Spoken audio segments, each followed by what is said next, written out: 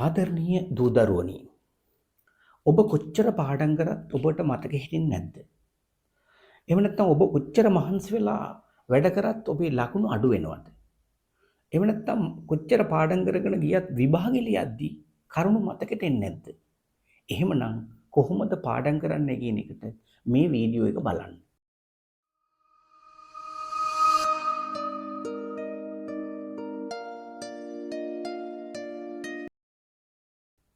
ඇත්තටම ළමයිනේ අපි සාමාන්‍යයෙන් පන්ති කාමරය තුල අපි ඉගෙන ගන්න දේවල් අපේ මෙමරි එකට එන ක්‍රමයක් තියෙනවා. සාමාන්‍යයෙන් අපි කියන ඔකට short term memory, long term memory කියලා එකක් තියෙනවා. අපි සාමාන්‍යයෙන් කතා කරන දේවල්, ඉගෙන ගන්න දේවල් මුලින්ම රැඳෙන්නේ ෂෝට් ටර්ම් මෙමරි එකට. ඊට පස්සේ අපි ඒ සම්බන්ධව අධ්‍යයනය කරලා, රිපීට් කරලා පාඩම් කරුත් පමණයි ඔක ලොං ටර්ම් මෙමරි එකට දාගන්න පුළුවන්. අපිට විභාග ලියන්න අවශ්‍ය වෙන්නේ ලොං ටර්ම් මෙමරි තමයි පාවිච්චි කරන්නේ. ඒකේ රැඳෙන කරුණු තමයි අපි විභාගෙට ගන්න. විභාග ලියද්දී අපිට මතකෙට එන්නේ. ඒ නිසා ඔයාලා පාඩම් කරද්දී අනිවාර්යෙන් මම කරුණු 7ක් සම්බන්ධව මතක් කරලා දෙනවා. ඒ කරුණු 7 ඔයාලා අනිවාර්යෙන් පාවිච්චි කරන්න, අනිවාර්යෙන් විභාගෙ ජයග්‍රහණය කරන්න පුළුවන්. එහෙනම් අපි මේ කරුණු වලට යන්න පුළුවන් දැන්. පළවෙනි එක තමයි learn by writing කියලා කියනවා. කියන්නේ ඔබ පාඩම් කරන දේවල් පොත් කියවනකොටම අනිවාර්යයෙන්ම ලියලා පාඩම් කරන්න. උදාහරණ වශයෙන් මොනවා හරි මාතෘකාවක් අරන් ඔයාලා පාඩම් කරනවා, විද්‍යා පාඩමක් කියමුකෝ. ඒක අනිවාර්යයෙන්ම ඔයාලා කියවද්දිම ලියන්න ඕන. ලියලා පාඩම් කරද්දී අනිවාර්යයෙන්ම ඔබේ long term memory එකට රැඳෙන යන්න අවස්ථා වැඩි. ඒ නිසා අනිවාර්යෙන් පාඩම් කරනකොට ලියලා පාඩම් කරන්න පුරුදු වෙන්න. ඊළඟට තමයි අපි කියනවා අපි read loudly කියලා කියනවා. ඔබ ඕනෑම මාතෘකාවක්, ඕනෑම විෂයක් කියවද්දී අනිවාර්යෙන්ම ඔබට ඇහෙන්න ඕනේ ඔබ කියවන එක. සාමාන්‍යයෙන් අපි ගොඩාක් අය නිකන් කියවගෙන යනවා. ඊට වඩා ගොඩාක් රැඳෙන්නේ, ගොඩාක් ඔබේ මනසට වදින්නේ ශබ්ද දාලා කියවනකොට තමයි. ඔබ කියවන දේවල් ඔබටම ඇහෙන්න ඕන. එතකොට අනිවාර්යෙන් ඔබට මනසට යන්න තියෙන අවස්ථා වැඩි. එහෙනම් ඒකත් ඔබ ෆලෝ කරගන්න පුළුවන්.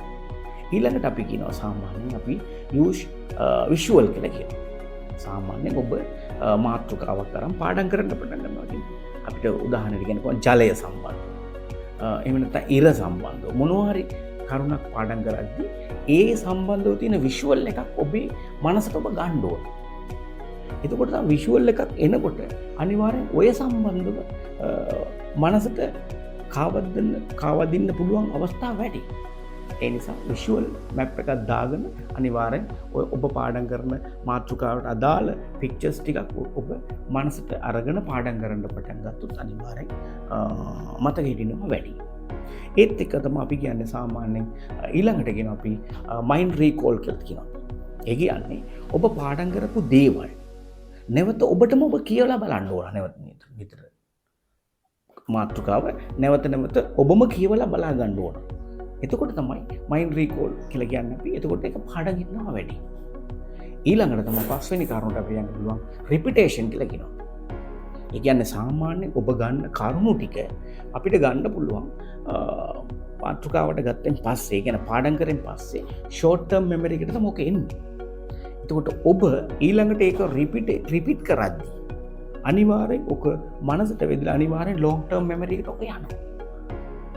එහෙම නැත්නම් අනිවාර්යෙන් ඔක එතනින්ම ඩිලීට් වෙලා යන්න පුළුවන්. ඒ නිසා ඔබ පාඩම් කරන එක අනිවාර්යෙන් රිපීට් කරනකොට තමයි ලොං ටර්ම් මෙමරි එකට දාගන්න පුළුවන්. ඒ කරුණු රැඳෙන්නේ. එතකොට ලේසියෙන් ඔබට පාඩම් කරගන්න පුළුවන් වේවි. ඒ වගේම තමයි ඊළඟට එනවා මයින්ඩ් මැප් කියලා කියනවා. එහෙම නැත්නම් කන්සෙප්ට් මැප් කියලා කියන්න පුළුවන්. සාමාන්‍යයෙන් අපි පාඩම් කරන කරුණු අනුව අපි ඒකට මැප් එකක් හදාගන්න පුළුවන්. සාමාන්‍ය මැප් එකක් ඇඳලා ඒකට අදාළ කරුණු ටික ඔබ ඔලුවට ගන්නවා නම් අනිවාර්යෙන් ඔබේ මයින්ඩ් එකට ඔක යනවා වැඩි. අන්තිම කරුණක් විදිහට අපිට ගන්න පුළුවන් teach to others කියලා කියනවා. ඒ කියන්නේ ඔබ පාඩම් කරන දේවල් අනිවාර්යෙන්ම තව එක්කෙනෙකුට කියලා දෙන්න. තව එක්කෙනෙකුට කියලා දෙනකොට අනිවාර්යෙන් ඔබට මතක ශක්තිය වැඩි වෙනවා. ඒක තමයි හොඳම ක්‍රමය. ඕනෑම අමාරු මාතෘකාවක් වුණ කමන්නේ ඔබ මහන්සි වෙලා පාඩම් කරේ පස්සේ අනිත් එක්කෙනෙකුට කියලා දෙද්දී අනිවාර්යෙන් ඔබ රිපීට් වෙලා අනිවාර්යෙන් ෂෝට් ටර්ම් මෙමරි තියෙන කරුණු ටික අනිවාර්යෙන් ලොන්ග් ටර්ම් මෙමරි එකට ඒක ට්‍රාන්ස්ෆර් වෙනවා. එතකොට අනිවාර්යෙන් ඒක ඔබට විභාගෙ ලියන්න හරි ලේසි වෙන්න පුළුවන්. එහෙමනම් මෙන්න මේ කරුණු හත ෆලෝ කරලා ඔබ විභාගය සාර්ථක කරගන්න උත්සාහ කරන්න. මොකද උත්සාහය අත්හරින්න එපා. උත්සාහය අත්හැරියොත් අපේ ජීවිතේ අපිට ජයග්‍රහණය ලබා ගන්න බැරි වෙයි. එක්තරා අවස්ථාවක විද්‍යාත්මක පරීක්ෂණයක් කරනවා. ලොකු මාළු ටැංකියක් අරගෙන ඒ මාළු ටැංකිය පොඩි මාළු එක කොටසකට දානවා, ලොකු මාළු තව කොටසකට දානවා. දාලා බලද්දී ටික වෙලාවක් ගියේ නැහැ, ලොකු මාළු පොඩි මාළු කනවා. එතකොට අයත් තව පාරකුත් ඒ විදිහටම කරා. ඊට පස්සේ පොයි ලොකු මාළු පොඩි මාළු කෑවා. ඊට පස්සේ කරේ වීදුරුවකින් ඒ මැද්දට වතුරෙන් මැද්දට වීදුරුවකින් පොක බාධා කරනවා. ඒ කියන්නේ වහනවා. එතකොට මේ පැත්තේ දැම්ම පොඩි මාළු, අනිත් පැත්තට ලොකු මාළු දැම්මා. ඊට පස්සේ ටික කාලයක් යද්දි, ඒ කියන්නේ දවස් කීපයක් යද්දි පොඩි මාළු මේ පැත්තේ, ලොකු මාළු මේ පැත්තේ. ලොකු මාළු උත්සාහ කරනවා යන්න, හැබැයි වීදුරුවක් තියෙනවා. යන්න බෑ. එක පාරක් උත්සාහ කරා, දෙපාරක් උත්සාහ කරා, තුන් පාරක් උත්සාහ කරා. උත්සාහ කරේ නැහැ ඊට පස්සේ. ඊට පස්සේ මාසයක් ගියන් පස්සේ ওই වීදුරුව ආපහු රිමූව් කරලා ගන්නවා. හැබැයි ඊට පස්සේ මාස කිහිපයකින් බලනකොට ලොකු මාළු ඒ පැත්තේ හිටියා, පොඩි මාළු මේ පැත්තේ හිටියා. හැබැයි බාධාවක් නැහැ. නමුත් මොකක්ද උනේ? ඒ ලොකු මාළුගේ ඔළුවට ගියා. මෙතන බාධාවක් තියෙනවා. ඒ නිසා මට යන්න බැරි වෙයි කියන මතේ ඔළුවට ගියපු නිසා එයා උත්සාහය අත්හැරියා. හැබැයි එක වතාවක් උත්සාහ කරලා තිබුණොත් අනිවාර්යෙන් ලොකු මාළුට එයාගේ අරමුණට යන්න තිබුණා.